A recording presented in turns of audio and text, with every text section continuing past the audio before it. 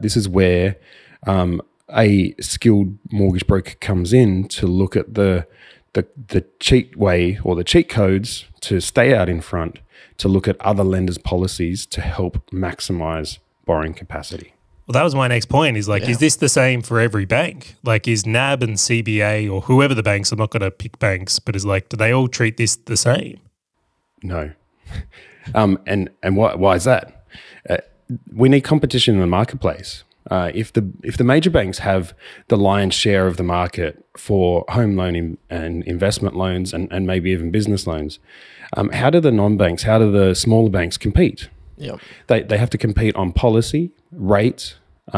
So most of the time in the market, we'll see a lot of the banks competing on price, interest rates, cashbacks, all that sort of stuff. But when we look under the hood, we can see that there are how they treat credit cards or how they treat other lenders' debts or a whole range of other aspects there. And there's some really cool examples of the same person having nearly $1 million difference in borrowing capacity. Isn't that interesting? It was one of those epiphanies that I had, which was it kind of unlocked the value of more for mortgage brokers. Because I don't know if you've ever looked at one of these policies before, Charlie. It is dry. Like these documents are definitely not a page turner where you're like, oh my gosh, I can't wait to read another one. But it's also that these second, third tier lenders, they go in and out. Like they pull in a whole heap of customers immediately and then like, oh cool, now we'll change it again. And then someone else will be like, oh, now I want more customers. And I love the fact that you hit on this because one thing I just wanted to poke in, and it's self-serving on this one, Aaron, is from that, does it also have an impact if I've got debt in different entities? So I've got properties in trusts, for example. Does that change the assessment or does that just work into the playbook that you've got for saying, hey, now you can do different mechanisms or use different lenders for borrowing? That's like the most awesome question because I've been dealing with that day in, day out for the last few months. And one of the examples that I have is a customer that has 5 properties, wants to go to 10.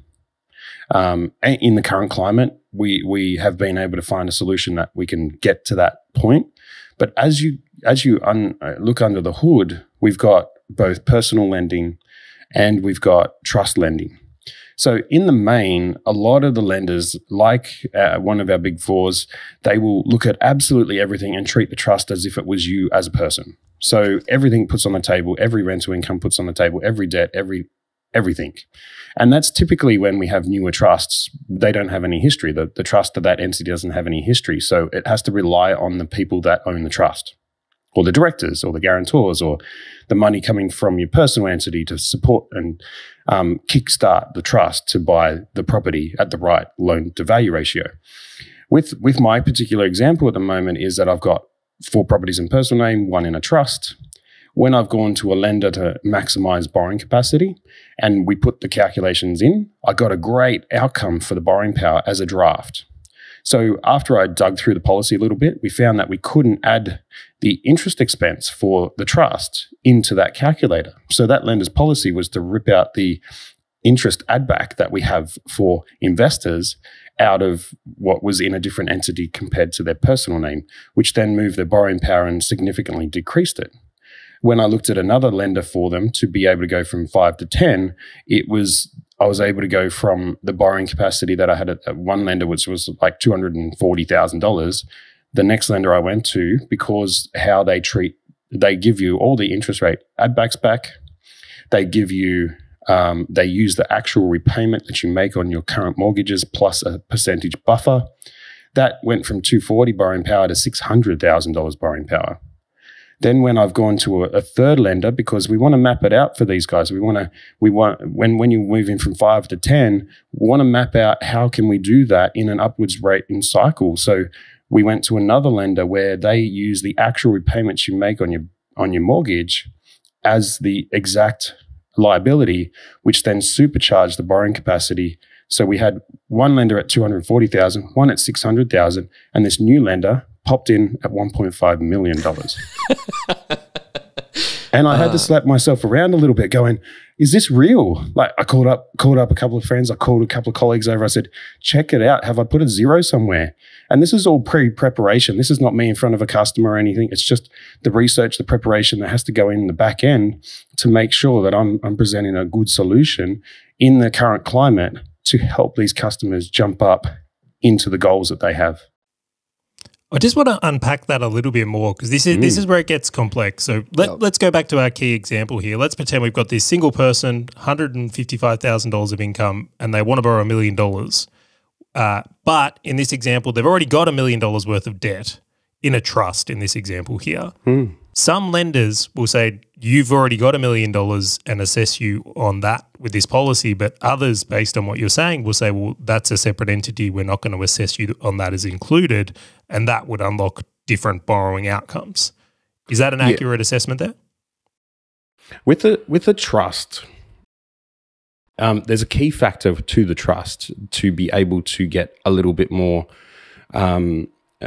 creative with it. It's called profitability in the trust. So a couple of things that we have to note with a trust is if you buy a property around sort of towards the end of the financial year, the trust could end up being at a loss because it didn't have a full 12 months to run, depending on what you've invested in the trust. But if you've got a trust that's got a profit, and you're looking to say you've invested in your trust, you've got lots of properties in your trust, you've got lots of lending in your trust, and you now start a family, you now want to have kids, you want to settle down. In examples, it could be the wife wants a property, wants a bigger place for the kids, and you want to buy your owner occupied. If your trust is profitable and there's lots of lending in it, there are lenders that will exclude that debt, exclude everything related to getting to the profitability of the trust. That would then supercharge your borrowing capacity to buy your own house outside of the trust.